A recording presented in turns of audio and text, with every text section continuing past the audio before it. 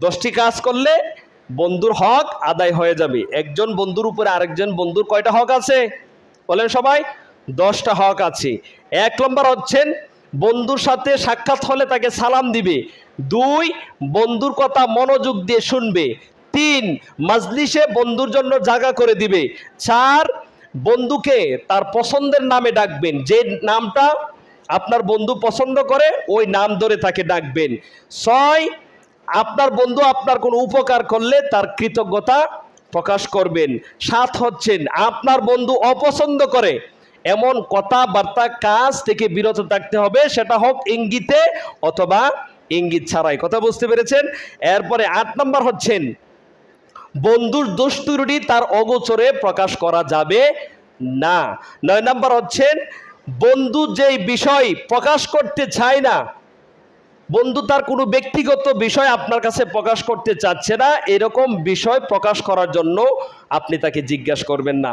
10 নম্বর হচ্ছে আপনার বন্ধু যদি অসুস্থ হয়ে যায় তাহলে তাকে দেখতে যাবেন।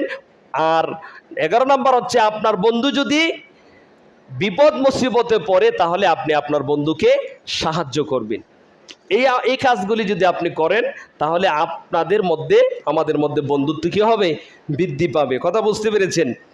সালাফগণ বলেছেন, আল হিলিয়াতুল আউলিয়া নামক একটা কিতাবের মধ্যে উল্লেখ করা হয়েছে একজন উত্তম বন্ধুর 5টা গুণবলী। কয়টা?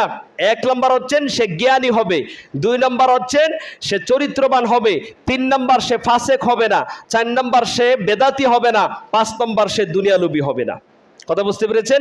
এই 5টা গুণ একজন আদর্শ বন্ধুর মধ্যে থাকতে হবে। এর একটা যদি কম থাকে তাহলে তার সাথে আপনি বন্ধুত্ব করতে যাবেন না, তাহলে দুনিয়া এবং আখিরাতে ঠকে যাবেন। কথা বুঝতে পেরেছেন? এরপরে আলী কাররামাল্লাহু ওয়াজহু তিনি বলেছেন এক সৌভাগ্যের লক্ষণ হচ্ছে 4টি। কয়টি? 4টি।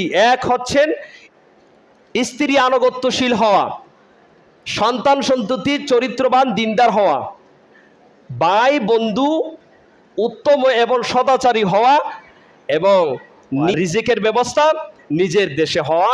এই 4টা যদি আপনার মধ্যে থাকে তাহলে বুঝতে হবে আল্লাহ আপনাকে দুনিয়াতে আখিরাতে কল্যাণ দিয়েছেন। কথা বুঝতে পেরেছেন?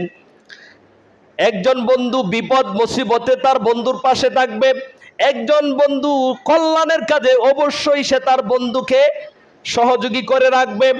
যেই বন্ধু আপনাকে কল্যাণের দিকে ডাকে না, যেই বন্ধু আপনাকে দ্বীনের দিকে ডাকে না, আল্লাহর পথে ডাকে না, এরকম বন্ধু থেকে আপনি পলায়ন করবেন, কারণ তাদের দ্বারা আপনার দুনিয়া আখিরাতে কোনো কল্যাণ হবে না।